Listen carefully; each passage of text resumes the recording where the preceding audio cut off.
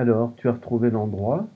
S'enquit Anna, le poing gauche soutenant son joli visage, pendant que l'avant-bras droit reposait, plié sur le guéridon, à côté de deux tasses blanches. Lise raconta brièvement l'histoire de Sébastien. Anna et le philosophe la trouvèrent charmante. Il n'y eut que moi pour en estimer la cruauté, mais je n'en dis rien, de manière à ne pas soulever de nouvelles disputes. D'un ton neutre, presque conciliant, Gérard de Boissieu entreprit, pour mon bien, de me guérir de ma nostalgie, cette maladie de l'âme. Selon lui, le présent seul existait réellement, le passé étant un non-être, un ne plus être. Sacrifié à ce culte morbide, vouait ses adeptes à la mélancolie, au regret et à la non-vie.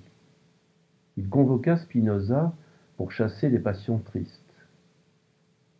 Je l'écoutais tout en me demandant s'il croyait vraiment à ces bêtises.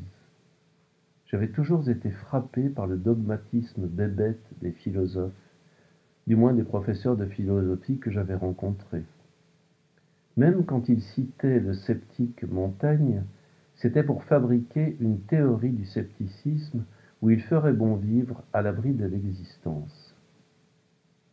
Boissieu ne cessait de vanter le présent, oubliant que la veille, et même le matin, il se plaisait avec la naïveté d'un enfant à se projeter lui-même et l'humanité entière avec lui dans l'avenir. Il ne faut pas accepter l'écrasement du citoyen par les oligarchies financières. Nous devons imaginer, affirmait-il, d'autres voies, d'autres programmes pour combattre les forces réactionnaires. Je me gardais bien de lui rappeler ce discours, subodorant qu'il n'aurait pas accepté de mettre sur un même plan ce qu'il appelait mon refus du présent et la juste lutte pour l'égalité. Je me retins aussi de lui dire que je n'avais rien à foutre du bonheur de l'humanité dans 1000 ans. Une grande âme généreuse comme la sienne en eût été offensée, comme autrefois les bigotes se signaient quand elles croisaient une femme divorcée ou un débauché ouvertement athée.